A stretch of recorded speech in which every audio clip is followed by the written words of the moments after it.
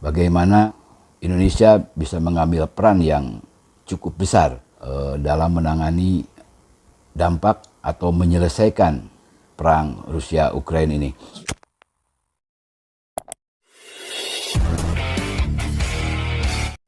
Bertemu lagi di podcast Apa Kabar. Kali ini kita akan mereview tentang rencana kunjungan Presiden Joko Widodo ke Ukraina dan kemudian dilanjutkan ke Rusia. Nah, dijadwalkan kunjungan ini akan berlangsung selepas acara G7 di Elmau, Bavaria, Jerman. Pertemuan G7 atau G7 sendiri berlangsung tanggal 26 Juni, selesai 2 hari ke depan atau hari Selasa. Peran Indonesia sebagai pemimpin atau pemegang presidensi dari kelompok G20 ini sangat dinantikan oleh masyarakat global. Nah, apakah Presiden Jokowi sebagai pemimpin G20 ini mampu memberikan peran yang signifikan, terutama dari misinya sebagai misi kemanusiaan? Kita tunggu. Tapi yang jelas bahwa perang Rusia Ukraina atau penyerbuan Rusia ke Ukraina ini sudah berlangsung selama hampir 5 bulan. Di awalnya banyak sekali para pengamat memprediksi bahwa serangan atau perang Rusia Ukraina ini tidak akan berlangsung lama.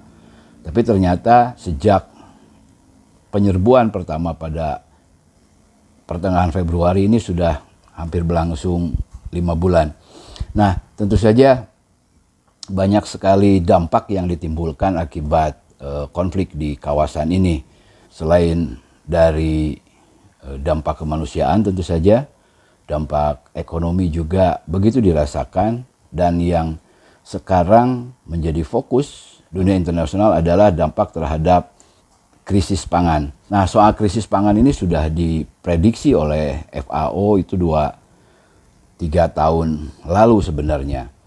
Penyebabnya lebih dikarenakan karena perubahan iklim. Nah, krisis pangan ini semakin diperburuk atau semakin dipercepat oleh adanya krisis di Ukraina atau perang antara Rusia dan Ukraina. Nah, karena kita tahu bahwa selama ini Ukraina merupakan salah satu negara penghasil beberapa bahan pokok, bahan pangan dunia seperti gandum, terus minyak nabati dan sebagainya.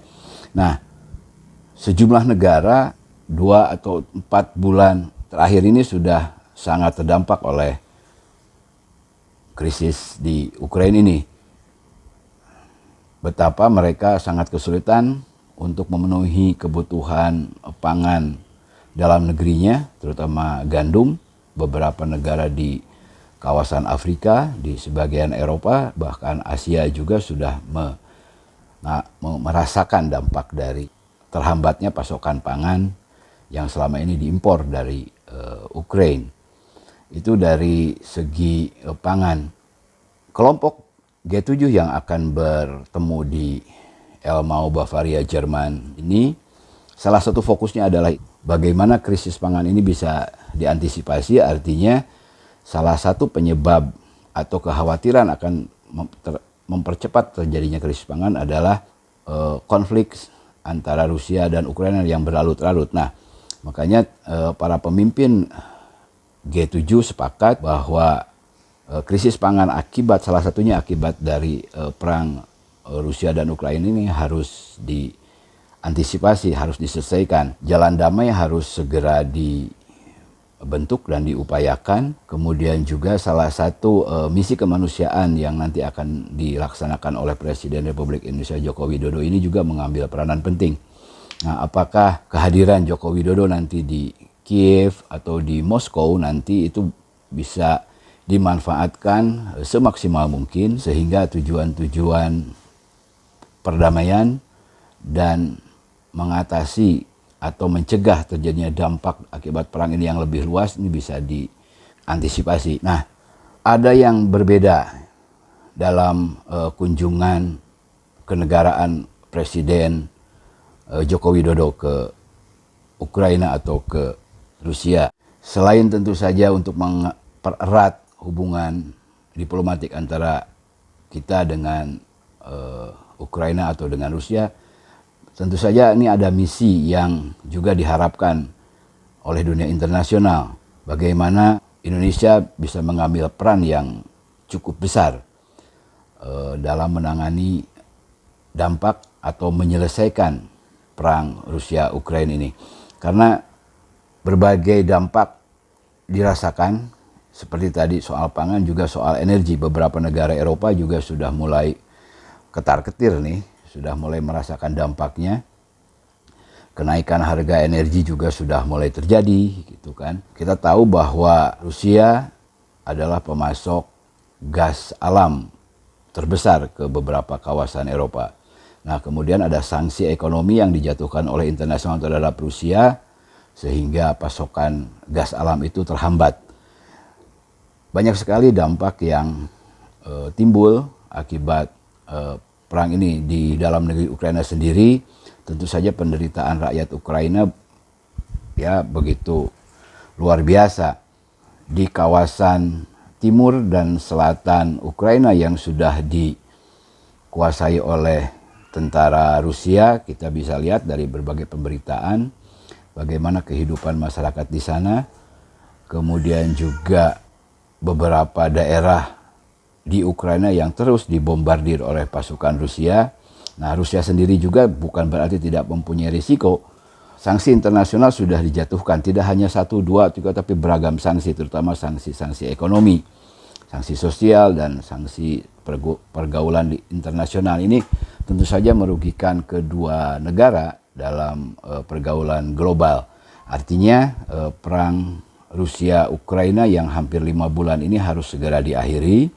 Nah, peran-peran para pemimpin dunia, termasuk beberapa pemimpin Eropa yang beberapa waktu lalu berkunjung ke Ukraina, ini juga harus terus diperkuat. Ada kesempatan yang baik di pertemuan G7.